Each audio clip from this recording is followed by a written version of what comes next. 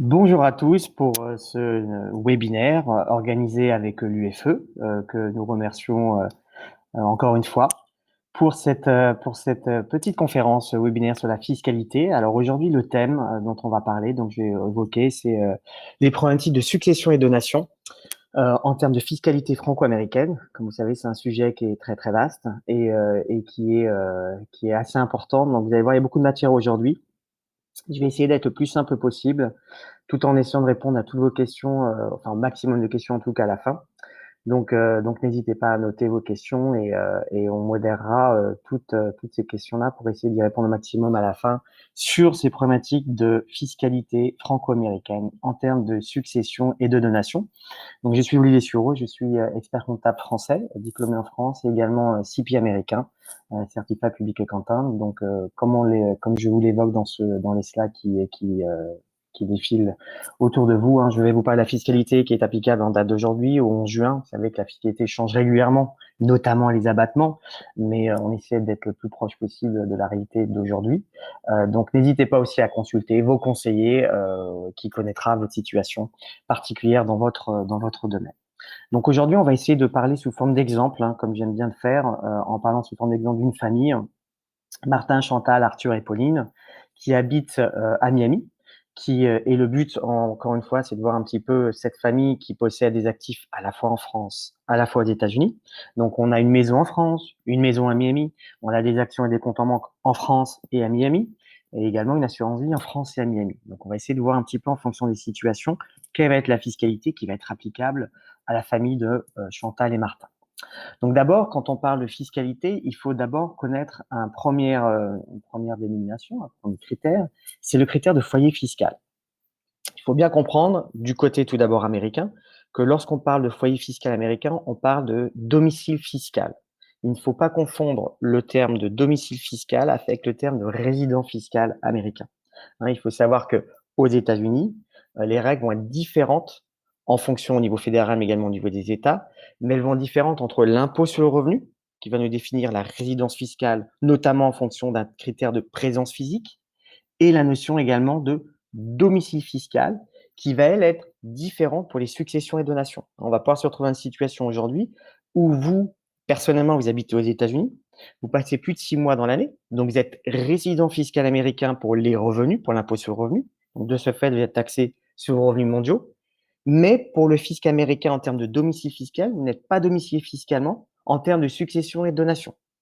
Le critère de domicile fiscal pour le fisc américain, le critère principal, c'est un critère qui va définir qu'est-ce que vous voulez faire aux États-Unis. Est-ce que vous êtes là pour rester de façon indéfinie? C'est un critère qui est très important. Hein, en termes de fiscalité de revenus, on regarde juste sur une année.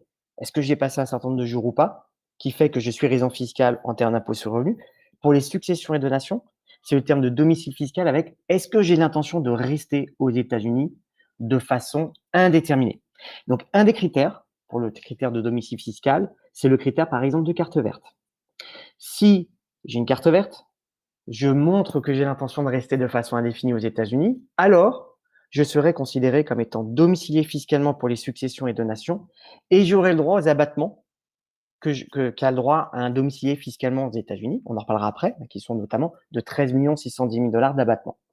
En revanche, si je suis là avec un visa, sans carte verte, ou même, entre guillemets, avec un visa touriste, hein, ça peut arriver. Même si je passe 365 jours par an aux États-Unis, je ne suis pas là pour rester parce que j'ai un critère qui est assez défini, qui est un critère de présence. Et donc, le fisc américain va considérer que je suis non domicilié fiscalement aux États-Unis. Et de ce fait, la fiscalité ne sera pas la même sur les successions et donations. Mais il n'y a pas le critère de carte verte n'est pas le critère unique. Hein. On pourrait aussi être dans une situation où vous avez un visa depuis très longtemps, mais que votre patrimoine est ici aux États-Unis, votre patrimoine est quasiment qu'aux États-Unis, vous n'avez pas ailleurs, que vous vivez par exemple tout le temps ici, que votre maison est ici, on pourrait même avec ce critère et en ayant un visa être considéré comme étant domicilié fiscalement aux États-Unis. Mais là, c'est plus un critère qui va relever sur un certain nombre de facts, comme on appelle, plutôt qu'un critère qui va se reposer sur un critère légal comme une carte verte. Donc bien comprendre un petit peu ce critère-là. Enfin, ce qu'il faut savoir, c'est qu'aux États-Unis, on a un concept qui s'appelle le concept de saving clause. Et qu'est-ce que ça dit la saving clause? Ça dit qu'un citoyen américain, une personne qui est titulaire d'un passeport américain, est considéré de ce fait résident fiscal américain et domicilié fiscalement aux États-Unis, peu importe où il habite. Donc, si aujourd'hui vous avez un passeport américain, que vous habitiez en France, que vous habitiez aux Bahamas, que vous habitiez en Angleterre, vous serez toujours à la fois résident fiscal américain, redevable de payer vos impôts sur vos revenus mondiaux sur les revenus, mais également domicilié fiscalement aux États-Unis et de ce fait, redevable de payer un impôt sur les successions et donations sur votre patrimoine mondial. Donc ça, il faut bien comprendre ce premier mécanisme qui est le critère de domicile fiscal américain. Maintenant, en France, la France diverge des États-Unis. En France, c'est une notion qui est beaucoup plus complexe. On se réfère à l'article 4 du Code général des impôts, qui est le critère de résidence fiscale. Donc, en fait, en France, on va regarder deux choses. Première chose, où est la personne qui donne, en droit interne, hein, où est la personne qui donne, où est la personne qui décède.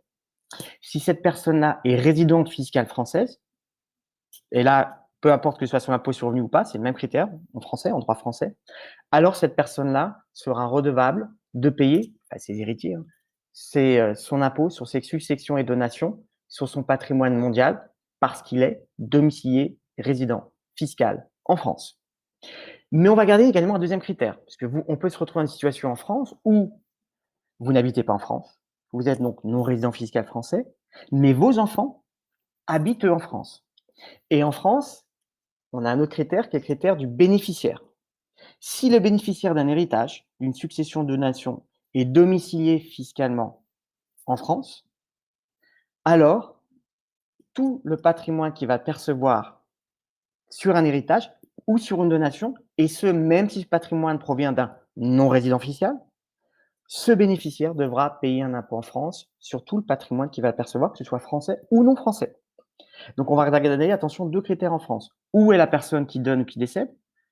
Et même si cette personne n'est pas domiciliée en France, où est le bénéficiaire effectif? Si le bénéficiaire est résident fiscal français, alors le fisc français va le taxer sur la quote-part qui lui revient, un impôt sur les successions et donations. Donc ça, ce sont les critères de droit interne en France et aux États-Unis. Après, ce qu'il faut savoir, c'est que vous allez avoir le critère conventionnel. Et qu'est-ce que va dire le critère conventionnel? C'est la convention fiscale que vont conclure des pays. Nous avons une convention fiscale qui a été conclue entre la France et les États-Unis. Et cette convention fiscale va aller au-delà des lois qui ont été promulguées aux États-Unis et en France.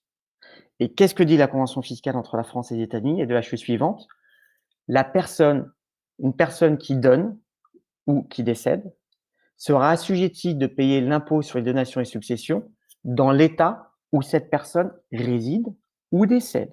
Après, on va voir un petit peu plus loin où il y a des cas où on continuera quand même à payer un impôt sur les donations et successions dans le pays où on a un certain nombre d'actifs, notamment de l'immobilier.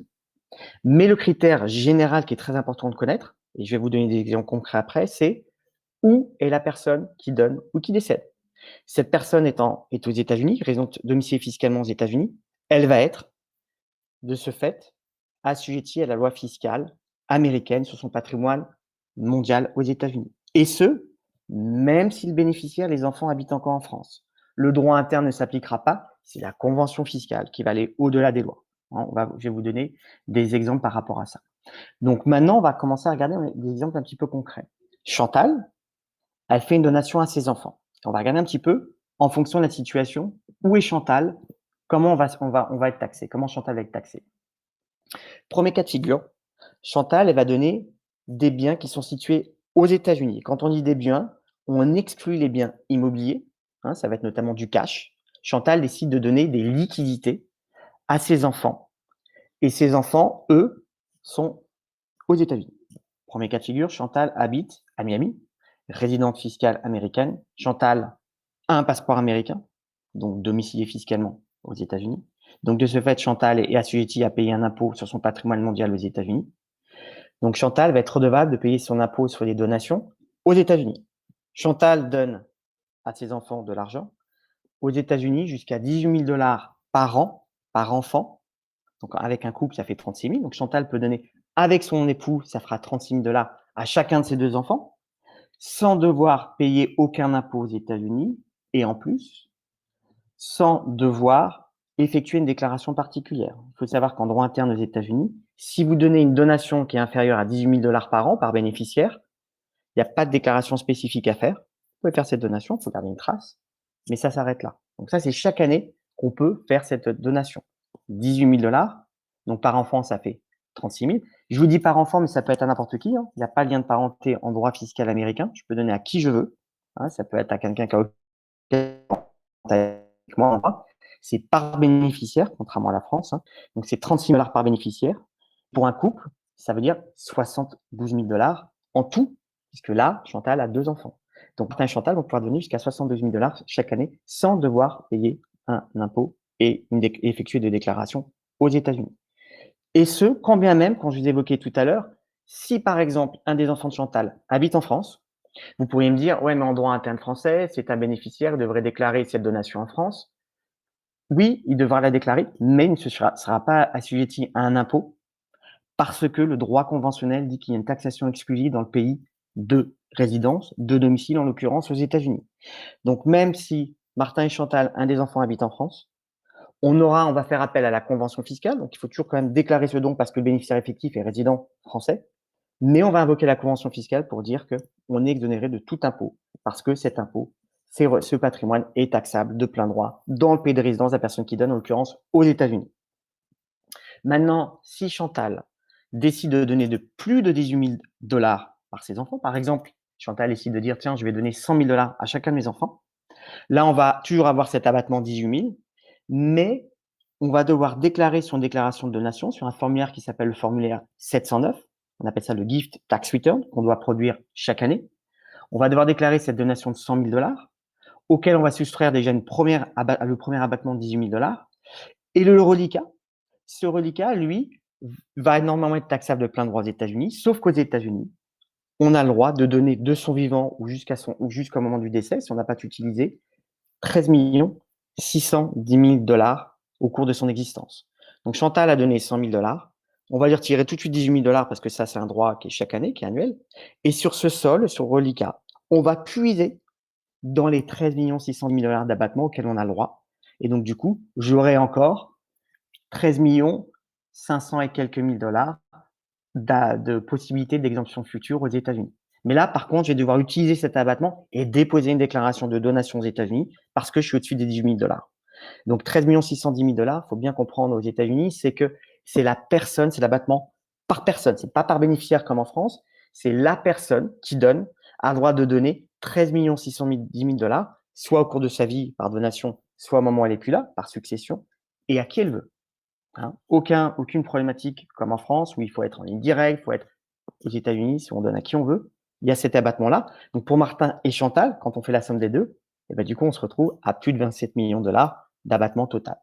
Tout ce qui est dessus, si on est au-dessus, c'est 40% d'impôts à payer aux États-Unis. Je vous montrerai tout à l'heure les abattements, enfin, les taux d'imposition spécifiques. Hein.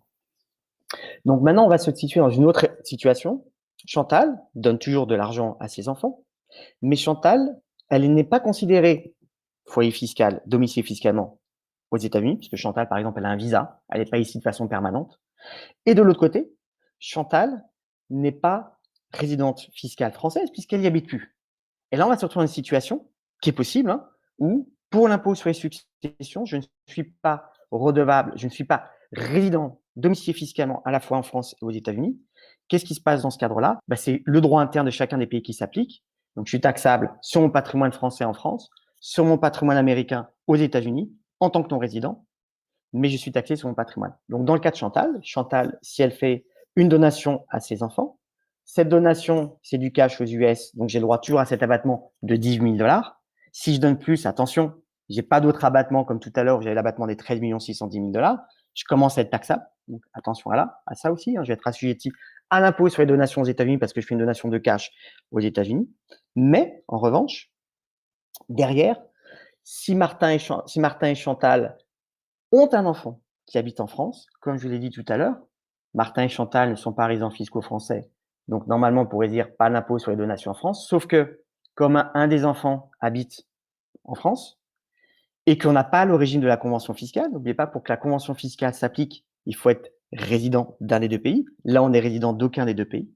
Ce qui va se passer, c'est que les enfants de Martin et Chantal vont devoir payer un impôt sur les donations en France pour celui qui habite en France, Et donc, en France, ce sera la fiscalité française qui s'appliquera. On l'évoquera tout à l'heure, mais on va regarder si on aura des abattements spécifiques qui permettront à l'enfant de Martin et Chantal d'être exonéré d'impôt. Sinon, on va devoir payer un impôt en droit interne français, puisque je ne suis pas taxable dans le pays de résidence, puisque j'ai aucun pays de résidence pour les successions et donations. Donc, bien comprendre ce concept de ce côté-là. Maintenant, on est dans un autre cas de figure où Chantal, elle est à l'inverse, résidente fiscale française, mais elle n'est pas résidente fiscale américaine. Donc là, non résidente, c'est un peu le même principe que je viens de vous évoquer. On peut donner du cash aux États-Unis jusqu'à 18 000 $, donc pas de problème. Au-dessus, attention, on doit payer un impôt. Donc, on va devoir payer, déclarer sous une forme de déclaration de gift tax return pour un non-résident. Je fais une donation de cash sur un compte en banque qui est situé aux États-Unis. Et après, derrière, du côté français, Chantal étant résidente fiscale française, je vais redéclarer cette donation américaine en France, attention. Hein. Je vais être assujetti aux exemptions que j'ai droit en France. Par exemple, en France, quand on fait une donation, on peut donner 100 000 € tous les 15 ans à ses enfants. Donc, j'utiliserai cet abattement. Si je l'ai déjà utilisé, bah, malheureusement, je serai taxable en France. Mais bien évidemment, si j'ai payé un impôt sur les donations aux États-Unis, je le déduirai de mon impôt français. On parlera de l'immobilier tout à l'heure après. De ce cas de figure-là, maintenant, c'est là où on va parler d'immobilier. Je disais tout à l'heure, c'est maintenant.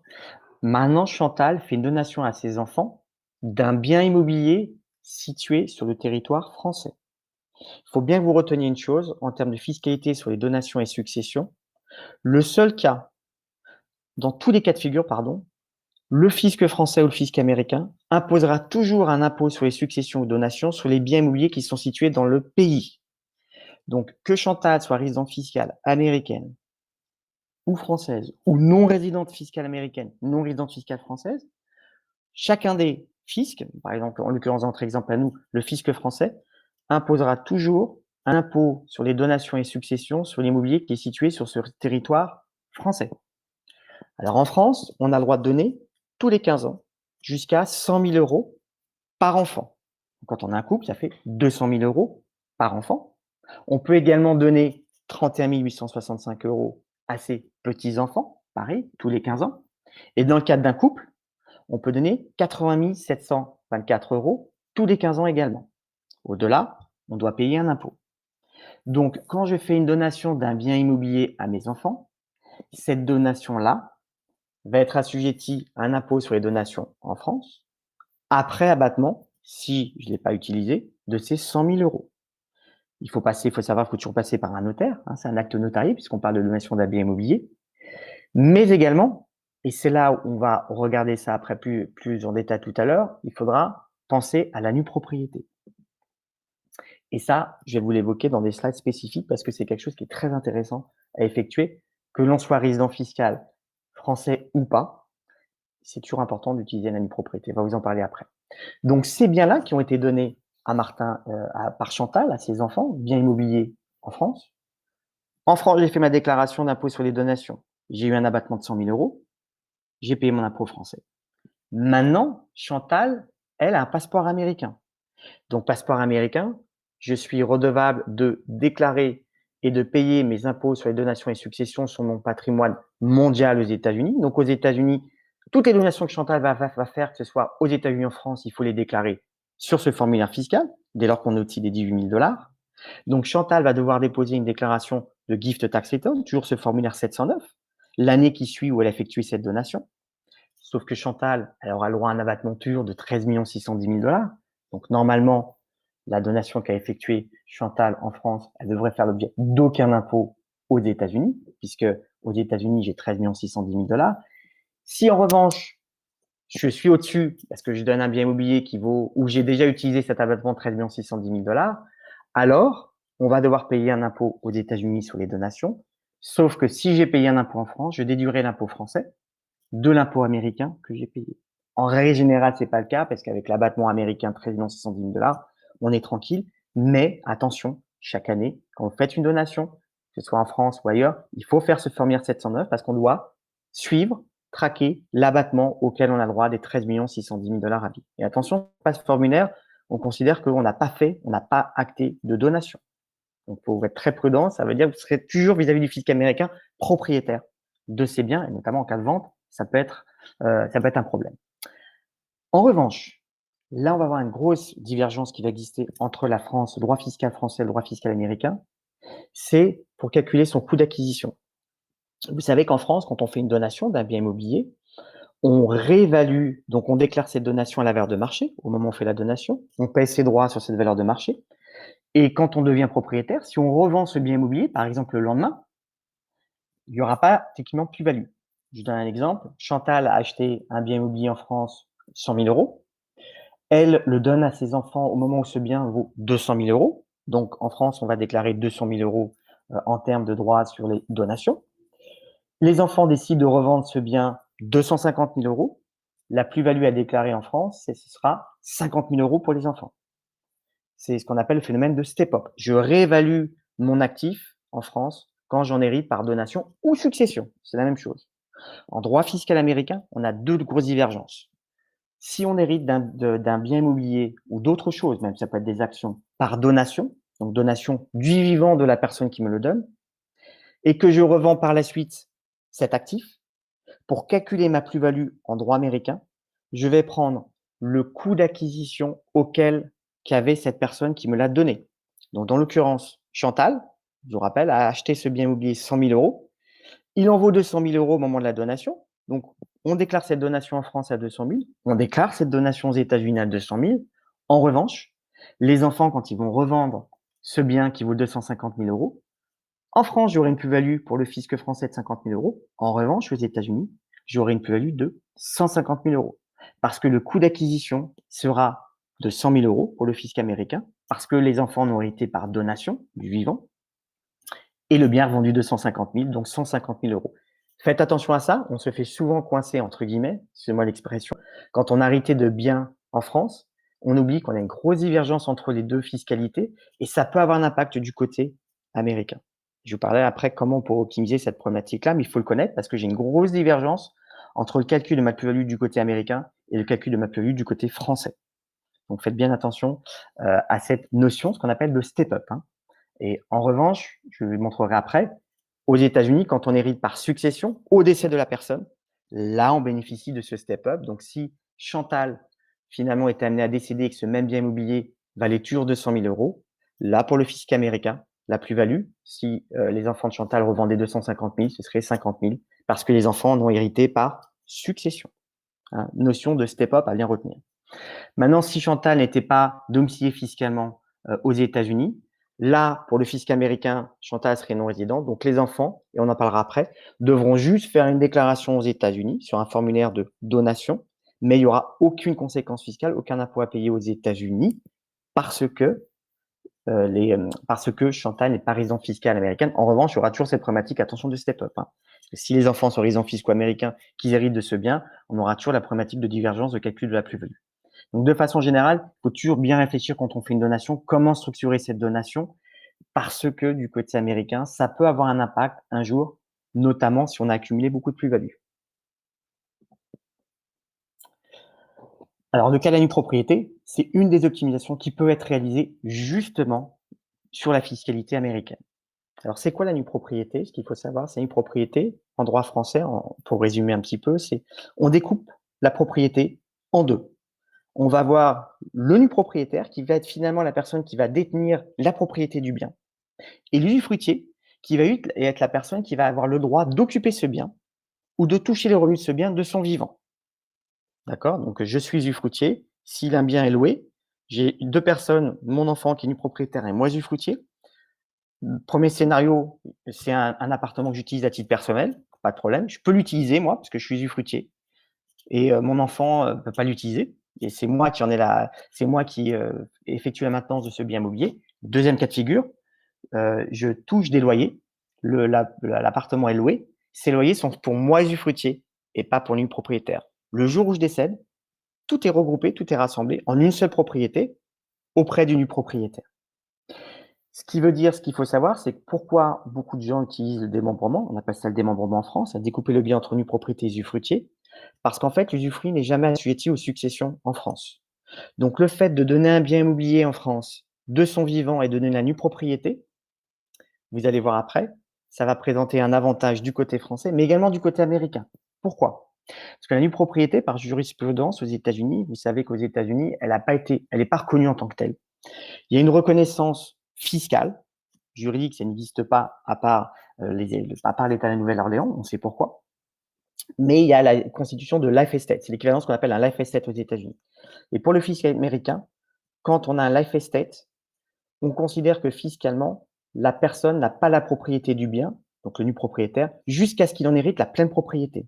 Ça veut dire que on va considérer que c'est un gift of future interest. On va toujours devoir déclarer la donation de la nue propriété aux États-Unis sur sa déclaration comme un don d'un intérêt futur. Malheureusement, on n'aura pas l'abattement des 18 000 $, mais c'est pas grave parce qu'on a toujours l'abattement des 13 610 000 $. En revanche, quand je vais hériter de mes parents de ce bien immobilier, je suis nu propriétaire aujourd'hui, mes parents ne sont plus là. Là, on va pour le fisc américain, j'hérite de la pleine propriété du bien. Donc, il faut voir que je déclare sur une déclaration de succession aux États-Unis l'intégralité du bien. Donc, si le bien, j'ai hérité la nue propriété, à un moment donné, le bien valait 500 000, aujourd'hui, il vaut 1 million du décès de mes parents, je vais devoir déclarer 1 million de dollars aux États-Unis, sur la déclaration de succession aux États-Unis. Je pars du principe que mes parents sont résidents fiscaux américains, mais je vais bénéficier du step-up parce que comme pour le fisc américain, on considère que je n'étais pas propriétaire du bien encore, même en étant nu propriétaire, et que la propriété va commencer au décès de mes parents, je vais pouvoir réévaluer la valeur de ces biens à la valeur de marché au moment du décès de mes parents, ce qui fait que si le lendemain je revends ces biens immobiliers, ben j'aurai quasiment pas de plus-value puisque mon coût d'achat, ce sera la valeur du marché. Vous allez me dire, oui, mais le problématique, c'est qu'on va devoir déclarer l'intégralité de ces successions aux États-Unis. Oui, mais c'est pas grave, on a 13 610 000 $. Donc, on a aussi de la marge de manœuvre. Et c'est là où c'est intéressant, c'est on va optimiser la fiscalité française. Parce que là, vous avez à l'écran, en fait, les tables de propriété au niveau des abattements. Et donc, en fait, au niveau des abattements, ces tables de propriété sont assez intéressantes finalement, puisqu'en fait, ces tables de propriété vont être, comment dirais-je, plus vous donnez jeunes à vos enfants en termes immobiliers, mieux c'est. Exemple, aujourd'hui, personnellement, je suis dans la tranche d'âge entre 41 et 50 ans. Je décide de donner un bien immobilier à mes enfants qui ont une valeur de 1 million d'euros, bien immobilier situé en France. Je suis non-résident fiscal français. Quand je vais faire la déclaration de cette donation, de ce bien immobilier, pour le fisc français, je vais faire une donation de 400 000 euros. Donc, je vais être assujetti à l'impôt sur les donations en France sur 400 000 euros. Et ces 400 000 euros, je pourrais donner un abattement de 100 000 euros par enfant. Imaginons que moi, je suis marié, couple, 2 enfants, je peux donner jusqu'à 100 000 euros chacun, 200 000 euros chacun, ça fait 400 000 euros. Donc, en donnant 1 million d'euros, je donne l'équivalent de 400 000 euros. Mais derrière, j'ai utilisé mon abattement. Et le jour où je vais décéder, mes enfants vont hériter d'un patrimoine qui vaut 1 million d'euros sans payer d'impôt en France, puisqu'en France, je vous rappelle, on n'est pas taxable sur la valeur de l'usufruit. Donc, je vais optimiser du côté français, mais également du côté américain, parce que du côté américain, le fait que ce démembrement ne soit pas reconnu, ça va me permettre de réintégrer à la valeur de marché pour mes enfants le patrimoine immobilier. Et si mes enfants le revendent le lendemain, pas de problématique de plus-value. Donc ici, vous avez les tables. Du côté gauche, vous avez les tables qui s'appliquent en termes de, comment dirais-je, en termes d'imposition en France. Donc en France, là, je pars du principe que c'est une ligne directe. Vous savez, en France, la différence entre la France et les États-Unis, c'est qu'en France, l'impôt est payé par le bénéficiaire. Aux États-Unis, l'impôt, entre guillemets, est payé par la personne qui donne ou qui décède. Donc en France, les tranches, c'est par bénéficiaire. Donc plus j'ai de bénéficiaires, plus les tranches, en fait, je vais les diviser. Donc, ce qui va se passer, c'est que là, du côté gauche, vous allez voir en ligne directe, donc parce qu'après, il y a des lignes indirectes, mais en ligne directe, donc c'est ascendant, descendant. On va regarder. Donc, si demain, je laisse un bien immobilier à mes enfants qui valent 1 million d'euros, je vais diviser 1 million d'euros, j'ai 2 enfants, ça fait une base taxable de 500 000 chacun. Donc, je serai dans la tranche d'imposition entre 15 932 euros et 500 000 euros, donc 20% d'imposition que mes enfants paieront chacun. En revanche, si j'ai pas d'enfants, j'ai que la ligne indirecte, ça peut aller en France après jusqu'à 60%. Alors qu'aux États-Unis, côté droite, aux États-Unis, c'est beaucoup plus simple et beaucoup plus transparent. Aux États-Unis, c'est abattement d'abord de 13 610 000 $. peu importe le degré de parenté, et un seul abattement sur tout le patrimoine. Et tout ce qui est au-delà, vous avez les tranches d'imposition. Alors, vous voyez qu'on arrive assez rapidement à 40%, parce que dès lors qu'on on est au-dessus de 1 million de dollars taxables, je suis à 40%. Mais je parle bien de 1 million de dollars taxables. Donc, bien attention à cette notion-là. Maintenant, Chantal fait une donation à son époux. Là, on n'est plus donation par enfant, on est donation entre époux. Donc, on va regarder les différents scénarios possibles. Premier cas de figure, Chantal va faire une donation à son conjoint d'un bien situé en France. Je vous ai évoqué tout à l'heure, attention à la notion en France, c'est qu'en France, quand on fait une donation entre époux, il y a une taxation, il y a un abattement, il y a une taxation. Alors qu'au décès, il n'y a pas de taxation. On peut léguer tout assez à son conjoint, tout ce que son conjoint hérite en droit fiscal français, il n'y a pas d'impôt. En revanche, de son vivant, si on donne de son vivant à son conjoint, du patrimoine qui finalement n'était pas un patrimoine commun, alors on va devoir utiliser un abattement qui, lui, est de 80 724 € tous les 15 ans. Tous les 15 ans, ça se renouvelle, 80 724 €. Et donc là, pareil, si je suis au-dessus de cet abattement, je vais devoir payer un impôt en France sur cet immobilier que j'ai transféré. Donc pareil, si on utilise, attention à ces problématiques de step-up, pareil, hein, si je donne à mon conjoint de l'immobilier, que mon conjoint le revend le lendemain, bah, il va être taxé à l'intégralité de la plus-value historique. Donc, utiliser pareil, même au conjoint, s'il faut utiliser, c'est bien d'utiliser le démembrement, nue propriété, comme je l'ai évoqué tout à l'heure. Et quand on est américain, bien évidemment, toujours pareil, Chantal étant résidente fiscale américaine, domicile fiscalement aux États-Unis, il faut redéclarer cette donation effectuée en France aux États-Unis et on y appliquera les abattements auxquels on a le droit. Donc, deux choses de type abattement aux États-Unis en fonction du conjoint. Premier cas de figure, le conjoint est non résident. Si le conjoint est non résident, alors excusez-moi, non citoyen américain, c'est pas pareil. Si le conjoint n'est pas titulaire d'un passeport américain, je peux lui donner chaque année jusqu'à 185 000 $. Après, si c'est au-dessus, je vais utiliser mon abattement de 13 610 000 $, mais il faut mieux éviter de l'utiliser, il vaut mieux le garder pour ses enfants. Mais je vais utiliser chaque année 185 000 $. Si mon conjoint est citoyen américain, le passeport américain, alors là, je lui donne ce que je veux. Et sa grosse divergence entre la France et les États-Unis. En France, quand on donne à son conjoint de son vivant, on est assujetti à un impôt, on n'a qu'un abattement de 80 724 €. En revanche, à son décès, tout ce qu'on laisse à son conjoint, on n'a pas d'imposition. Que son conjoint soit français ou pas, hein, peu importe. En revanche, en droit fiscal américain, si le conjoint n'est pas américain, c'est 185 000 € d'abattement. Au-delà, il va falloir que j'utilise l'autre abattement de 13 610 000 €. Si en revanche, mon conjoint est titulaire d'un passeport américain, là, je donne tout ce que je veux, illimité, de mon vivant ou au décès. Donc, bien comprendre cette notion-là. Et pour toute donation aux États-Unis, on a le même principe. N'oubliez pas, hein, maintenant, si Chantal fait une donation à Martin d'un bien aux États-Unis, c'est le même principe, sauf qu'il n'y aura rien à déclarer en France. Il faudra déclarer aux États-Unis et c'est exactement ce que je viens d'évoquer en termes de problématique. Maintenant, le père de Chantal lui fait une donation. Alors attention, le père de Chantal, il vit en France. Donc, il est non résident, non domicilié fiscalement aux États-Unis. Il vit en France. Donc, c'est le droit fiscal français. N'oubliez pas, convention fiscale. L'endroit où est située la personne qui donne ou qui décède, donc la personne qui donne est en France, fiscalité française dès lors que cette personne-là n'a aucun bien immobilier aux États-Unis. Donc, tout va se passer en France. Le père de Chantal va déclarer cette donation en France. Il aura le droit de donner jusqu'à 100 000 € tous les 15 ans à Chantal et à ses petits-enfants aussi s'il veut, à 31 865 €. Et au-delà, il devra se payer des impôts sur des droits de mutation en France, sur la donation qu'il a effectuée. Aux États-Unis, Chantal, comme elle va hériter d'un non-résident fiscal américain, là, il faudra faire un formulaire qui est le formulaire 3520, qu'il faut déposer la même année, on fait sa déclaration d'impôt sur le revenu. Donc, l'année qui suit, on a touché cette donation. Et dès lors que cette donation dépasse 100 000 $, il faut le déclarer au fisc américain sur ce formulaire 3520.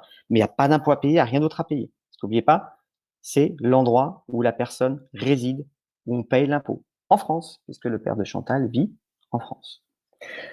Maintenant, si le père de Chantal a de l'immobilier aux États-Unis, n'oubliez pas, je vous ai dit tout à l'heure, le seul cas où un des fils pourrait dire « je vous devez continuer à payer un impôt dans mon pays, même si vous êtes non-résident », c'est s'il y a de l'immobilier dans ce pays-là. Le père de Chantal le père de Chantal a l'immobilier aux États-Unis, donc il va devoir payer un impôt aux États-Unis, même s'il est non-résident, il va devoir payer un impôt aux États-Unis. Et attention à ce qui était très lourd quand on est non-résident aux États-Unis de son vivant, par donation, par succession, puisque par donation, on va devoir payer au-delà de 18 000 $ quasiment 40% d'impôts, parce que je n'ai pas le droit d'abattement, puisque le père de Chantal est non-résident. Donc, il n'a pas le droit à 13 610 000 $. Donc là aussi, attention, de faire une donation d'un bien immobilier aux États-Unis par une personne qui est non-résidente fiscale, ça n'a pas trop d'avantages. Et en plus, Chantal n'aura pas le step-up. N'oubliez pas que même si Chantal hérite d'un bien immobilier qui vaut 200 000, mais que son père l'a acheté 100 000 et qu'elle le revend le lendemain 250 000 en droit fiscal américain, Chantal sera taxée sur 150 000 € de base. Maintenant, la mère de Chantal décède. C'est un peu le même principe. Mère de Chantal décède, elle vit en France. Fiscalité, ça se passe en France. Donc, on devra payer un impôt en France dès lors qu'il n'y a pas d'immobilier aux États-Unis. On paie un impôt en France et on utilisera les 100 000 € s'il faut les utiliser. Et ce sera utilisé du côté français.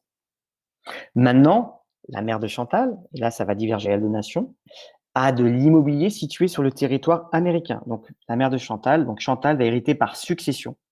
Et la mère de Chantal avait de l'immobilier situé aux États-Unis. Là, c'est légèrement différent. Vous avez, tout à l'heure, je vous évoquais d'un abattement de 60 000 $ quand on hérite d'un bien. Excusez-moi, je vais parler d'un abattement de 18 000 $. Là, ici, ce qui va se passer, c'est qu'en droit américain, on va, dans le cadre de la succession, grâce à la convention fiscale, on va avoir la possibilité de donner jusqu'à 13 610 000 $. Grâce à la convention fiscale. La convention fiscale dit la chose suivante. Lorsqu'on a un résident fiscal français qui décède, qui possède de l'immobilier aux États-Unis, en fonction du poids de son immobilier américain par rapport à son patrimoine mondial, on va pouvoir bénéficier d'un abattement. Exemple, la mère de Chantal avait un bien immobilier qui valait 1 million de dollars aux États-Unis. Son patrimoine total vaut 10 millions de dollars aux États-Unis. Donc, si je fais 1 million de dollars sur 10 millions de dollars, le poids de mon patrimoine américain représente 10%. Et la convention fiscale dit la chose suivante. L'exemption qui existe au moment du décès de la personne, donc 13 610 000 $, multiplié par le poids du patrimoine américain, va me donner un abattement auquel j'ai le droit sur mes successions à payer aux États-Unis. Donc, dans mon cas de figure, 10% fois 13 610 000 $, ça fait un peu plus d'1 300 000 $ d'abattement sur mes successions. Et donc, la mère de Chantal, 1 million de dollars de patrimoine aux États-Unis. Grâce à la convention fiscale, elle va pouvoir déduire 1,3 million en partant du principe que ça représente 10% de son patrimoine. Donc, je ne paierai pas d'impôt aux États-Unis. Si je n'avais pas la convention fiscale, il faut savoir qu'en droit interne, lorsqu'un non-résident décède et qu'il a du patrimoine immobilier aux États-Unis, on a un abattement de 60 000 $, that's it. Donc, dans mon cas de figure à moi, je ne fais pas la convention fiscale, je serais redevable de payer un impôt, la mère de Chantal, sur 1 million de dollars moins 60 000 sur 940 000 $ de base. Alors que là, grâce à la convention fiscale, pas d'impôt à payer et c'est ce qui fait l'avantage de cette convention fiscale. N'oubliez pas également, quand on a des retraites, quand on a des retraites américaines, là aussi, la chose qu'on oublie souvent, c'est dans le cas des retraites américaines, même au décès, malheureusement, on n'a pas ce qu'on appelle le step-up. Ça veut dire quoi? Ça veut dire que, imaginons que la mère de Chantal avait un 401k ou un IRA, et que ce 401k, cet IRA, il vaille 1 500 000 $ au moment du décès, mais que la mère de Chantal, c'était ce qu'on appelle un traditional IRA ou un 401k traditionnel, la mère de, comment dirais-je, Chantal va devoir, elle, continuer à payer un impôt à chaque fois qu'elle touchera la retraite, qu'elle aura hérité de sa mère, un impôt sur le revenu, parce qu'on n'aura pas de step-up. Donc, ce sera la règle de la fiscalité des retraites qui s'appliquera aux États-Unis. Et dans notre cas figure, si c'est des traditional IRA ou des 401k qui sont classiques, on est taxé dès le premier dollar. Et que ce soit hérité par succession ou pas, on sera toujours taxable de ce côté-là. Donc, faites attention pour cette partie-là. Également, lorsqu'on a une assurance vie aussi, il ne faudra pas oublier que les primes d'assurance décès, si elles sont directement, par exemple, au nom de Chantal, ça sera inclus dans son patrimoine de décès également au niveau des successions. Maintenant, Martin, qui est donc Martin le père, le conjoint de Chantal, il décède, il meurt dans un accident de voiture, qu'est-ce qui va se passer? Donc là, c'est toujours le même principe qu'il faut toujours se dire. Si Martin et Chantal, eux, sont domiciliés fiscalement aux États-Unis, n'oubliez pas, domiciliés fiscalement aux États-Unis, convention fiscale, taxable dans le pays de résidence de la personne qui décède, en l'occurrence aux États-Unis, sauf si j'ai l'immobilier, cette personne avait de l'immobilier en France auquel elle restera taxable en France. Donc, dans notre cas de figure, à nous, sur la France, il y aura, si Martin a de l'immobilier en France en tant que non-résident, il devra payer un impôt Donc, ces enfants devront payer un impôt, et Chantal, un impôt sur les successions après l'abattement des 100 000 euros. Si en revanche, Martin lègue à son décès à Chantal l'immobilier, il n'y aura pas d'impôt en France, n'oubliez pas, par succession, pas d'impôt. Exonération totale pour conjoint survivant. Et même si l'enfant a des enfants habitent en France, hein, bien évidemment, il n'y aura pas une double imposition de ce côté-là. Aux États-Unis, donc tout se passe aux États-Unis. Donc aux États-Unis, on va déclarer le patrimoine mondial du conjoint de Chantal, de Martin, et on aura l'abattement de 13 610 000 $. Et donc cet abattement-là, il sera assujetti, s'il y a quelque chose, si on est au-dessus, sera assujetti à un impôt, si on est en dessous, on ne paiera pas d'impôt. Sachez quand même quelque chose en droit fiscal américain, là aussi, ce qui diverge de la fiscalité française, c'est qu'en droit fiscal américain, vous avez en droit fiscal américain, vous devez réintégrer les donations effectuées au cours des 3 dernières années. Donc, une donation est irrévocable au bout de 3 ans. Donc, si par exemple, vous faites une donation cette année et que dans 2 ans, vous décédez, pour le fisc américain, c'est comme si cette donation n'avait pas eu lieu. Donc, on va réintégrer les donations dans le patrimoine de succession. Donc, malheureusement, si le bien a pris beaucoup de valeur, c'est comme si la donation n'avait pas eu lieu. Donc, on réintègre les donations effectuées au cours des 3 dernières années en fiscalité américaine. Il faut quand même également le connaître, ce genre de choses, parce que ça peut être important également aussi. Donc maintenant, Martin et Chantal, on est toujours dans le cas, ils sont foyers fiscaux américains. Donc là, si Chantal ou Martin est français et que Chantal n'est pas citoyenne US, vous vous souvenez, tout à l'heure, je vous évoquais que dans le cas d'une donation entre conjoints, on a l'abattement de 80 000 euros qui s'applique, mais dans le cas d'un décès, si le conjoint n'est pas citoyen américain, il n'y a pas la déduction maritale illimitée. En revanche, grâce à la convention fiscale, si le conjoint est français ou l'un des conjoints est français, on pourra bénéficier d'un abattement supplémentaire qui sera 13 610 000 $. Ça veut dire quoi? Ça veut dire que si demain je décède, j'ai un patrimoine de 20 millions d'euros. Normalement, on pourrait dire 20 millions d'euros, si je décède, 20 millions moins 13 610, je devrais payer un impôt aux États-Unis du reliquat. Et que ma conjointe n'est pas citoyenne américaine. Donc, je ne bénéficie pas de l'abattement illimité auquel a droit un citoyen américain, un conjoint. Grâce à la convention fiscale franco-américaine, je vais pouvoir doubler mon abattement parce que ma conjointe est française. Ça veut dire que même si j'ai un patrimoine de 20 millions de dollars, à partir du moment où je dis que je lègue le reste à ma conjointe, je pourrais bénéficier des 13 millions supplémentaires. Donc, en fait, techniquement, ça me permet d'avoir un abattement de 27 millions de dollars entre ce que j'ai plus mon conjoint grâce à la convention fiscale, encore une fois, j'insiste, qui existe entre la France et les États-Unis. Sachez également qu'aux États-Unis, si vous n'utilisez pas l'intégralité des 13 610 000 $ au décès, on peut le transmettre le reliquat à son conjoint survivant. J'ai par exemple un patrimoine moi de 10 millions de dollars taxable aux États-Unis. Mon épouse a 20 millions de dollars de patrimoine. Je décède en premier. De ces 10 millions de dollars, je vais retirer les 13 millions de dollars, donc je ne serai pas taxable, mais j'aurai toujours 3 millions de dollars que je n'aurais pas utilisés, que je vais pouvoir transmettre à mon conjoint survivant, qui lui permettra d'avoir du coup 13 millions plus 3 millions de dollars, donc quasiment 17 millions de dollars d'abattement sur son héritage de ce côté-là. Donc bien comprendre. Maintenant, si Martin qui décède n'est ni résident fiscal français ni résident fiscal américain, comme j'ai évoqué tout à l'heure, là, malheureusement, c'est chaque fiscalité interne du pays s'applique. Donc, si Martin, avec l'immobilier aux États-Unis, je vous l'ai dit tout à l'heure, il n'y a qu'un abattement de 60 000 $, le reste, je paye un impôt qui est assez conséquent. Et en France, s'il y avait de l'immobilier en France, je suis assujetti, et du mobilier, à la fiscalité française sur les donations et successions. Donc ça c'est important. Maintenant, si Martin et Chantal ont de double passeport, ça peut être dans certains cas pour vous aussi. Donc là, on va devoir déclarer dans chacun des pays sur son patrimoine mondial, parce qu'avec la saving clause, on est résident fiscaux des 2 pays. On revend doublement, puisque chaque fisc va nous donner le bénéfice du crédit d'impôt en fonction de l'impôt qui a été payé dans l'autre pays, sachant que un citoyen américain résident fiscal français qui possède de l'immobilier aux États-Unis, cet immobilier restera exonéré d'imposition en France. Alors, quand je dis exonéré, on donnera un crédit d'impôt qui correspondra à l'impôt français dans ce cadre-là. Donc là aussi, bien comprendre cet avantage fiscal aussi. Maintenant, si Chantal et Martin décèdent de ce côté-là, là, il faut faire très attention. Il y a une notion qui existe aux États-Unis, qui est une notion d'exit tax. La notion d'exit tax, c'est ce qu'on appelle la notion de covered expatriate. Ça peut être assez punitif. Un résident fiscal américain, les enfants de Martin et Chantal, qui héritent d'une personne qui a rendu à un moment donné son passeport américain ou sa carte verte qui avait plus de 8 ans, qui était assujetti à ce qu'on appelle l'exit tax, qui était donc covered expatriate. Cette personne-là, ce bénéficiaire, va devoir payer un impôt sur toutes les successions et donations qu'il va le percevoir toute sa vie sans aucun abattement. Martin et Chantal ont rendu leur passeport américain. Ils étaient assujettis à Exit Tax. Je vais vous montrer rapidement ce que c'est après d'ailleurs. Donc, ils étaient considérés comme étant covered expatriates.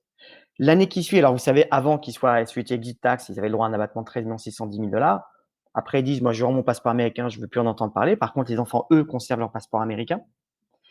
Dans le futur, toutes les donations et successions que Martin et Chantal vont effectuer à leurs enfants, les enfants, c'est un des rares cas de figure où c'est les enfants bénéficiaires qui vont devoir payer au fisc américain un impôt sur toutes les donations qu'ils vont percevoir ou les successions parce qu'ils héritent d'un covered expatriate.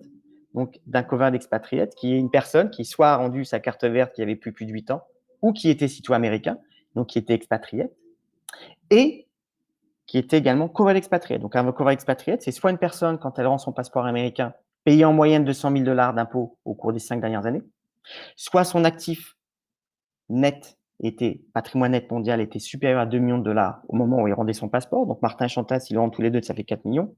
Ou alors, cette personne n'était pas à jour de ses obligations fiscales. Elle avait oublié de déclarer des comptes en banque. Elle n'était pas à jour de ses obligations fiscales. Auquel cas, cette personne est assujettie en fait à ce qu'on appelle l'exit tax, alors des exemptions dans le cadre des Américains accidentels, mais elle serait assujettie à une exit tax. Donc, qu'est-ce qu'on dit dans l'exit tax? Expatriation tax, plus précisément. On dit c'est comme si on liquidait tout son patrimoine et on va vous demander de payer un impôt sur toute l'accumulation de valeur que vous avez effectuée au moment où vous rendez votre passeport. Vous aviez acheté une maison 500 000, elle en vaut 2 millions au moment où vous rendez votre passeport. Le fisc américain va vous dire il faut payer un impôt maintenant sur ce différentiel d'imposition. Donc, attention à cela. Mais surtout, sur toutes les donations futures et successions que vous allez effectuer à vos enfants, là, vous allez punir vos enfants parce qu'ils vont se retrouver à payer un impôt qui sera de 40% sans avoir d'abattement. Et ça, j'insiste. Donc, attention quand on parle de succession et donation. Si certains d'entre vous vous dites j'ai envie de rendre mon passeport américain, même si je paye mon exit tax, cette conséquence fiscale pour moi est très importante, surtout si vos enfants veulent rester habités aux États-Unis et conservent leur passeport américain. Donc, pour conclure, n'oubliez pas la notion de domicile fiscal en France et aux États-Unis, c'est pas la même. Hein. Critère français, c'est un critère de résidence fiscale. Critère américain, c'est un critère j'ai l'intention de rester de façon indéfinie aux États-Unis. Sur quoi on est taxé? On va regarder la convention fiscale. Lorsqu'on est une résidence fiscale d'un des deux pays, on va appliquer la convention fiscale. Les biens immobiliers sont toujours taxables dans le pays où ils sont situés. Vous voyez, dans le cas de figure à nous, Chantal est citoyenne américaine. Donc, sur l'immobilier et le cage, elle sera taxable aux États-Unis. En revanche, elle restera toujours taxable sur l'immobilier en France. Le petit signe en euros. Donc, bien comprendre cela en résumé. On a le droit à un certain nombre d'abattements par succession, par donation, en fonction de la ligne directe, comme vous l'avez ici. Hein. Toujours du côté français, tous les 15 ans, ces abattements se renouvellent. Du côté américain, c'est un abattement pour la vie, pour 13 610 000 $, donc ajusté chaque année avec l'inflation, qui pourrait être amené à changer en fonction des administrations futures qui vont venir être en place. Tout ce que je donne au conjoint américain qui a le passeport américain, je donne tout ce que je veux, c'est illimité, une exonération totale, comme en France, quand on donne par succession. Et tout ce qui est donné au conjoint non américain, j'ai le droit de donner en plus 13 610 000 $ grâce à la convention fiscale. On vient comprendre ces abattements-là également. Les taux d'imposition, je vous les ai montrés tout à l'heure. Pensez bien à la nue propriété quand vous avez des biens immobiliers en France. C'est un outil fiscal qui est vraiment très intéressant. Attention, si vous rendez votre passeport américain ou votre carte verte, à la notion de covered expatriate, parce que ça pourrait avoir un impact assez conséquent pour vos enfants ou pour les bénéficiaires qui, eux, s'ils restent surtout résidents fiscaux américains. Attention à la notion de trust également. Les trusts sont un très bon outil aux États-Unis, mais si on a l'intention de rester aux États-Unis.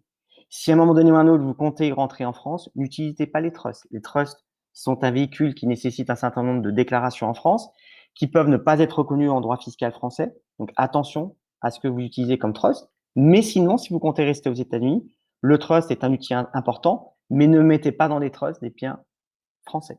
Dans des trusts, vous laissez vos biens américains. Révocable, c'est un trust qui par définition peut être changé à tout moment. Irrévocable, c'est vous faites une donation irrévocable dans ce trust-là. Pensez à utiliser des SCI. Si vous avez des biens immobiliers en France, ça peut être intéressant, ça vous permet de garder le contrôle. Pensez au démembrement, important. Je vous ai parlé de l'utilisation des trusts, attention. Attention à la problématique de carte verte. Pensez bien, à chaque fois que vous faites une opération, quel est l'impact fiscal en France, quel est l'impact fiscal aux États-Unis. Et si vous comptez à un moment donné rentrer vivre en France, réfléchissez bien comment structurer les choses, parce qu'à partir du moment où vous deviendrez résident fiscal français, comme j'ai évoqué tout à l'heure, vous serez taxable sur votre patrimoine mondial en France. Donc là, j'aurai plus qu'un abattement de 100 000 euros. Hein, je passerai d'un abattement où j'étais à 13 600 000, où là, je deviens résident fiscal français et je vais devoir déclarer mon patrimoine mondial à 100 000 euros. Donc, ça peut avoir des conséquences fiscales assez importantes pour vous également. Donc, peut-être anticiper cet impôt. Alors, certains clients aiment bien faire parfois des assurances d'essai, des assurances vie qui disent, bah, moi, je veux rentrer en France parce que c'est ma décision à moi. Par contre, je ne veux pas appuyer mes enfants. Donc, il faut se dire, il faut que je calcule l'impact fiscal de l'impôt français. Combien d'impôts je vais devoir payer en France? Et là, la constitution d'une assurance vie aux États-Unis avant de partir peut être une idée, ou parmi d'autres, pour justement se dire cet impôt, cette prime d'assurance d'essai que mes enfants vont toucher vont leur permettre de payer l'impôt en France et de ne pas appauvrir mon patrimoine également. Donc voilà, donc pensez bien à toutes ces petites choses-là. Et je vous ai laissé nos coordonnées. Nous avons plusieurs bureaux aux États-Unis. Hein. Nous avons 12 bureaux aux États-Unis. N'hésitez pas à nous contacter. On est là pour répondre à vos questions, pour effectuer des consultations fiscales. On est aussi là pour effectuer des déclarations fiscales, à la fois du côté français aux États-Unis, que ce soit d'un point de vue personnel ou au niveau des sociétés. Et je vais commencer à répondre à vos questions. Je vous ai dit que c'était très lourd, très long, mais c'est important aussi pour moi de vous faire ce résumé-là. Donc, je vais maintenant regarder les questions et voir un petit peu qu'est-ce que vous avez. Donc, on va avoir une première question de Norbert. Donc, première question de Norbert qui est la suivante. Si un citoyen aux États-Unis, qui est un citoyen américain, il lègue une somme d'argent à un enfant, petits-enfants en France, il n'y a normalement pas de droit de succession applicable en France en vertu de la Convention franco-américaine franco-américaine. En est-il de même si l'argent reste dans un trust US et n'est distribué que 5 ou 10 ans plus tard par rapport, par exemple, à la majorité d'un petit-enfant? Attention, comme je viens de vous dire, n'utilisez pas des trusts parce que les trusts, on ne va pas pouvoir faire jouer les avantages fiscaux dans le cadre d'un trust. Et en plus de cela, vos enfants ou petits-enfants, en tant que bénéficiaires d'un trust, vont devoir déclarer cela au fisc français. Donc, la réponse à ma question, c'est éviter d'utiliser le trust parce que ça peut remettre en question la problématique de la convention fiscale et ça peut, du coup, vous entraîner une vraie double imposition dans ce cadre-là. Donc, ma recommandation à vous, c'est soit utiliser peut-être, je ne sais pas, des outils fiscaux de démembrement en France. Pourquoi pas acheter quelque chose et vous donner, je dirais, la nue propriété à vos petits-enfants. Donc, vous faites une donation de liquidité à vos petits-enfants et vos enfants achètent avec vous un bien immobilier démembré. Si vous voulez contrôler justement l'argent que vous leur donnez, ou alors leur effectuer une donation totale, mais éviter de passer par un trust, sauf si vos petits-enfants sont aux États-Unis. Mais s'ils sont en France, évitez d'utiliser ce type de choses, malheureusement, ce type de véhicule. Deuxième question de Virginie. Le site des impôts en France précise qu'une assurance vie française n'est pas soumise à droit de succession si le souscripteur n'était pas résident fiscal au moment de l'ouverture de cette assurance vie. Y a-t-il des exceptions à cette règle? Non, vous avez raison. Si vous souscrivez à une assurance vie à partir du moment où vous avez souscrit quand vous n'étiez pas résident fiscal, il n'y a pas d'imposition. Attention en revanche à voir si l'assurance vie est étrangère. Parce que ça s'applique dans le cas d'une assurance vie en règle générale française, parfois européenne. Il faut consulter et étudier en fait le type d'assurance vie que vous allez avoir. Si c'est une assurance vie par exemple étrangère ou américaine, il va falloir l'étudier pour voir si effectivement vous pourriez avoir cette exemption. Mais il va falloir bien l'étudier parce qu'en fait, vous avez raison en théorie, mais ça s'applique surtout sur les systèmes de contrat d'assurance vie en France, puisque bien évidemment, c'est assujetti aux règles françaises. Dans le cas d'une souscription à une assurance vie, par exemple américaine, lorsque vous étiez non résident fiscal français, il faut étudier le type d'assurance vie pour voir si effectivement ça pourrait rentrer dans ce type d'exonération.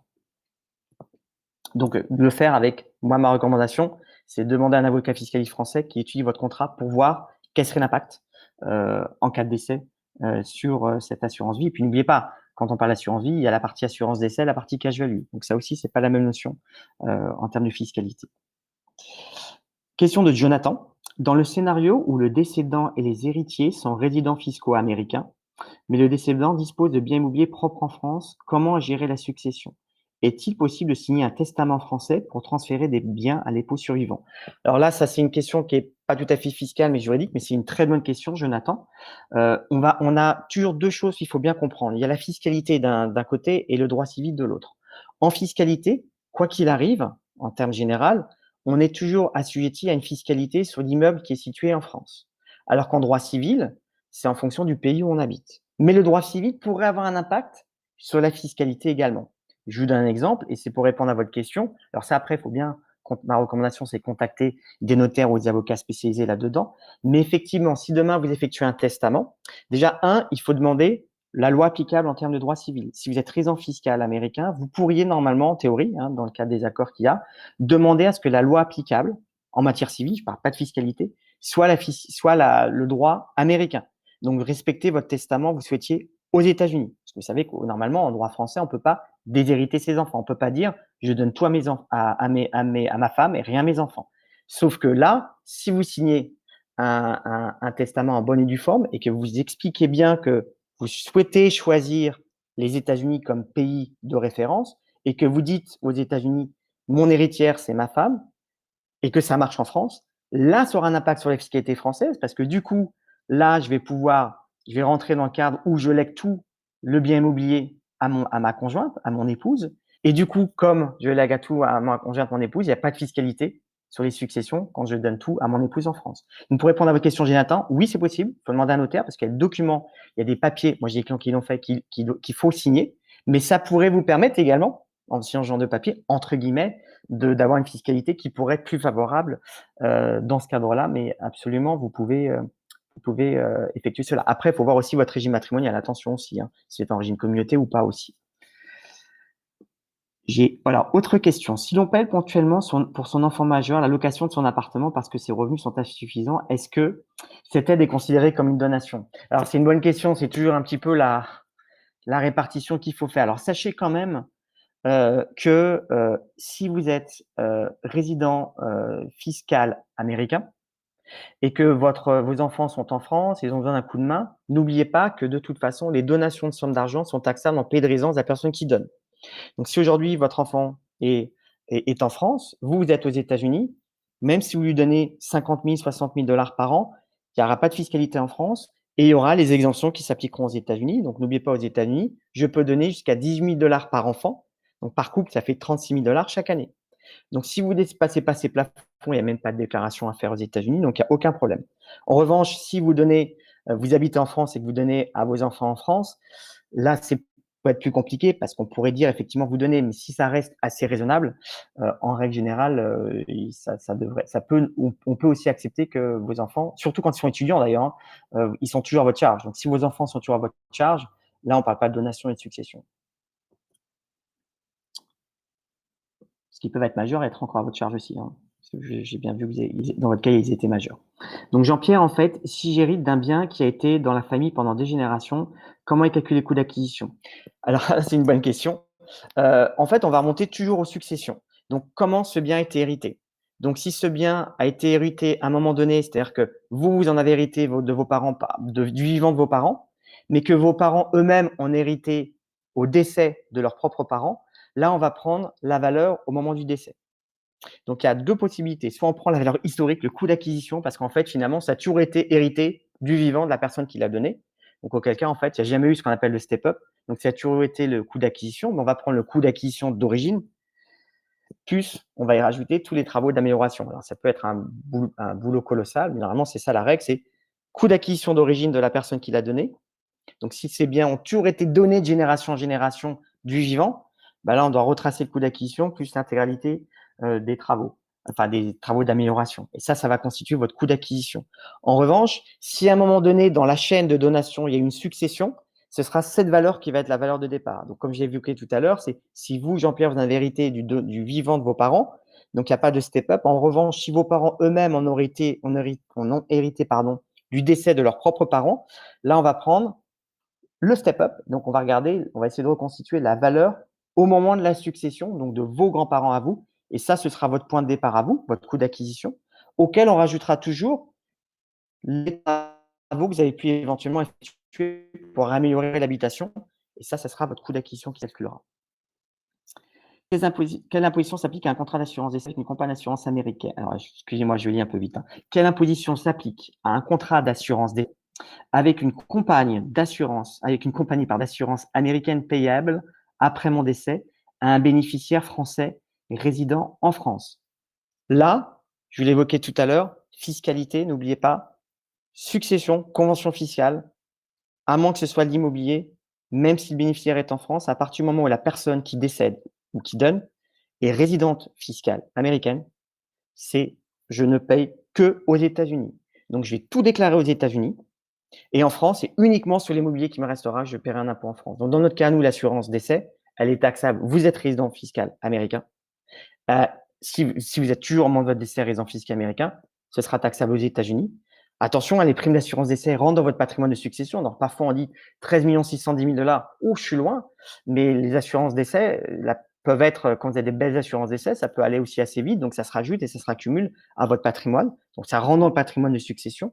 Mais si vos héritiers à vous sont en France et que vous êtes aux États-Unis, fiscalité américaine, le seul cas où je dois faire quelque chose en France, c'est les biens immobiliers que moi, je possède en France. Après, comme j'ai évoqué dans l'exemple plus haut, si en revanche, je devenais résident fiscaux français, il va falloir regarder avec une personne spécialisée en France quel pourrait être l'impact de cette assurance décès en France. Est-ce que je pourrais bénéficier ou pas d'une exonération dans la mesure où ce contrat a été souscrit au moment où j'étais pas résident fiscal français? Ça, il faut regarder et étudier ça en fonction de votre contrat avec un fiscaliste français. Comment prendre rendez-vous? Alors ça, vous pouvez nous contacter. Si vous voulez prendre un rendez-vous, vous regardez la page qui s'affiche actuellement, usa@jade-fiducial.com, et on vous proposera des rendez-vous et on vous répondra pour proposer des rendez-vous à cette adresse email. Y a-t-il un intérêt, question de Nathalie, y a-t-il un intérêt pour un Américain vivant en France de prendre une assurance vie en France pour le bénéfice de ses enfants américains? Alors, là, pour répondre à vos questions, oui, ça peut présenter un intérêt. Alors, sachez que n'oubliez pas qu'encore une fois, c'est une assurance vie française souscrite par une personne résidente fiscale française. Donc, cette personne résidente fiscale française, on va être assujetti à la fiscalité des assurances vie en France. Donc, n'oubliez pas que dès lors que vous souscrivez à une assurance vie en France avant 70 ans, vous y contribuez avant 70 ans, vous avez un abattement de 152 500 €, ce qui est quand même avantageux, hein, 152 500 € sur ce que vos enfants vont percevoir. Et après, sur tout ce qui est au-dessus, de 0 à 700 000 €, vous payez 20% de droits au moment du décès. Et au-delà, vous êtes à 31,25% de droits à payer, ce qui est quand même assez intéressant quand on a des montants assez conséquents, mais vous avez quand même des abattements de 151 000 € qui se rajoutent à l'abattement que j'évoquais tout à l'heure de 100 000 €. Hein. Ce sont deux choses différentes. Donc, ça peut présenter un intérêt. Après, parfois, les assurances, si vous êtes américain, il faut regarder qu'est-ce qui pourrait être le plus intéressant pour vous entre une assurance vie américaine et une assurance vie française, parce que financièrement, peut-être vous pourriez avoir pour le même coût des assurances vie aux États-Unis plus intéressantes et plus fortes. Ça, il faut faire le comparable entre les deux. Mais pour répondre à votre question, oui, ça peut être un outil fiscal parce que justement, vous bénéficiez d'un certain nombre d'abattements en France, donc 152 500 € par enfant. Donc, si demain, vous avez pris une assurance vie et cette assurance vie, vos enfants, vous avez 3 enfants et elle vaut 500 000, chacun des enfants aura 152 500 € d'abattement. Et sur le reliquat, il y aura 20% d'imposition à effectuer. Donc, ça reste quand même assez raisonnable de ce côté-là. Autre question d'Anthony, s'il y a une donation qui a été effectuée en euros, mais il était nécessaire de remplir un formulaire aux États-Unis, il faudra utiliser des dollars. Quel est le taux de change qu'il faut utiliser? Alors, le taux de change, est-ce que vous devez utiliser le taux de change? Il y a plusieurs sites qui sont autorisés sur la page du site de l'IRS. Hein. Il y a un des sites, par exemple, c'est oranda.com. Vous devez prendre ce qu'on appelle le spot du jour. Donc, le taux de change du jour où la donation a été effectuée. J'ai fait une donation au jour d'aujourd'hui, 100 000 €. Et ben cette donation, quel est mon taux de change le 11 juin? Je vais regarder sur le site de Wanda et je vais convertir au taux de change de référence de Wanda. Donc, il y a une liste de taux de change officiels qui sont autorisés par l'administration fiscale américaine qu'il faut prendre.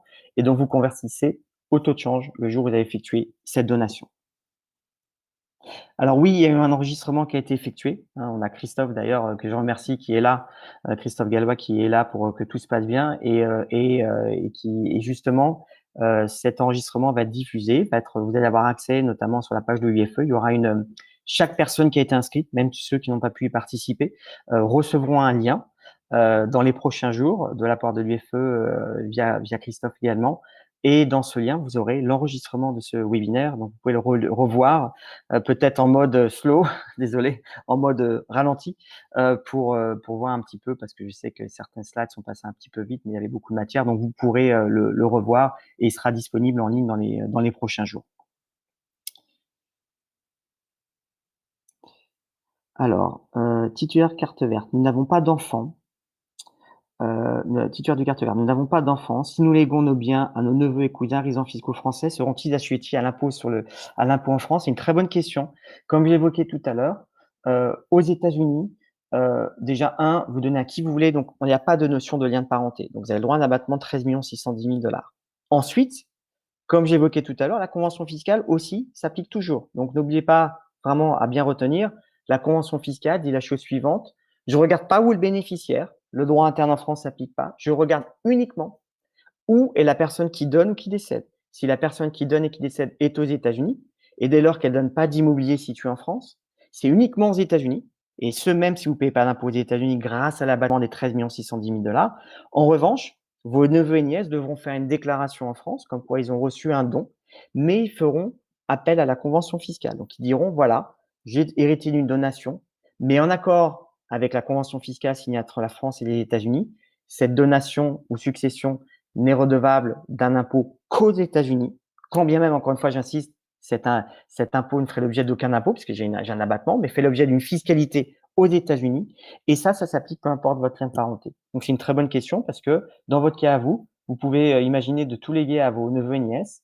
Et ben, en fait, ils sont assujettis à la fiscalité uniquement américaine. Il faudra par contre qu'ils déclarent cette donation en France. Et auquel cas, il n'y aura pas de problème. J'ai eu le cas il n'y a pas longtemps d'un monsieur justement qui a fait, suite à un rendez-vous ensemble, qui a fait cela. Il a été challengé d'ailleurs, enfin challengé, le fisc français au début n'était pas d'accord en lui demandant des compléments d'information. Ils ont accepté par la suite le bénéfice de la convention fiscale, donc avec une opération fiscale exclusive dans le pays de résidence de la personne qui donnait. Donc oui, pour répondre à la question, pas de problématique de lien de parenté. Si on a une double nationalité, avec des intérêts financiers aux États-Unis et que l'on décide de rentrer vivre en France, quel est le domicile fiscal? Alors, c'est une bonne question. Vous allez avoir votre domicile fiscal à la fois en France et aux États-Unis, de par le fait que vous êtes citoyen américain. Mais, attention, le grand mais, c'est que la France va vous imposer l'intégralité de votre patrimoine mondial en France. Et donc, même si aux États-Unis, vous allez avoir un objet d'un abattement de 13 610 000 $, aux États-Unis, vous ne paierez pas d'impôt. Mais le fisc français, entre guillemets, va vous rattraper. Parce que qu'est-ce que va faire le fisc français? Il va calculer votre impôt qui est redevable sur votre patrimoine mondial, y compris le patrimoine américain. Elle va dire, je déduis votre impôt payé aux États-Unis. Sauf que si vous n'en avez pas payé, vous allez déduire zéro et vous aurez un complément d'impôt à payer. Le seul cas de figure où j'évoquais tout à l'heure et je vous en parlais, c'est si vous êtes citoyen américain, résident fiscal en France et que vous avez de l'immobilier situé sur le territoire américain. Là, dans ce cadre-là, le fisc français, même si vous ne payez pas d'impôt sur les successions aux États-Unis, va vous donner un crédit d'impôt qui correspond à l'impôt français. Ça revient à dire qu'en gros, sur cet immobilier américain, vous ne paierez pas de droit aux États-Unis. En revanche, sur les intérêts financiers, c'est par exemple un compte en banque, ça ne marche pas. Donc malheureusement, ce compte en banque va être taxé de plein droit aux États-Unis et en France. Et ce, malheureusement, comme vous n'aurez certainement pas payé d'impôt aux États-Unis grâce à l'abattement des 13 610 000 $, eh ben, vous aurez un impôt complémentaire à payer. Donc, résumé, vous serez domicilié fiscalement dans les deux côtés. Donc, dans les deux pays, il va falloir faire une déclaration. Vous allez déclarer votre patrimoine mondial. En revanche, la France va vous rattraper en vous disant, sur tout ce que vous avez hors immobilier américain, en tant que citoyen américain, si vous allez payer le différentiel d'impôt en France. Donc pour ça, toujours bien anticiper avant de rentrer, réfléchir toujours avant de rentrer en France. Qu'est-ce que vous pouvez faire en termes de transmission de patrimoine? Voilà, je crois que Christophe, tu m'as pas mis d'autres questions. Donc je pense que on a répondu aux questions qu'il fallait. S'il y a d'autres questions qui pouvaient rester, qui n'ont pas été répondues ou on a oublié, n'hésitez pas à nous contacter. Je vous recommande de bien re-regarder ce webinaire. Vous y aurez accès. S'il y a des choses qui sont toujours pas claires, n'hésitez pas à nous contacter encore une fois. Et encore une fois, anticipez bien, réfléchissez bien qu'on fait de la transmission toujours conséquences fiscales en France et aux États-Unis. et pensez bien toujours en amont. Ne faites pas les choses a posteriori parce que malheureusement, on pense toujours une fois qu'on fait les choses après. Par exemple, une fois qu'on est rentré en France, on dit tiens, qu'est-ce que je peux faire? Il faut toujours réfléchir en amont. Et ma recommandation, c'est de le faire 2-3 ans avant, toujours, et de bien penser à ce que vous souhaitez faire et où vous souhaitez vous projeter également dans le futur. C'est jamais évident aussi, mais pensez bien à tout cela. Et là, j'ai parlé de la fiscalité, mais pensez bien côté juridique, civil, faire des testaments, faire des trusts. Si vous avez pensez rester ici, pensez bien à utiliser également un avocat spécialisé aux États-Unis en transmission, mais également un notaire qui connaît aussi un petit peu la transmission américaine, un notaire en France quand vous avez des choses qui sont en France, comme le monsieur évoqué dans le cas d'un testament notamment. Donc, n'hésitez pas vraiment à vous entourer de professionnels pour ce type de choses. Donc, merci beaucoup à tous et je vous souhaite une très très bonne soirée, journée en fonction de là où vous êtes. Et encore merci à l'UFE et merci à Christophe pour l'organisation de cet événement et à très bientôt. Et je vous souhaite encore une fois une bonne journée. Merci encore.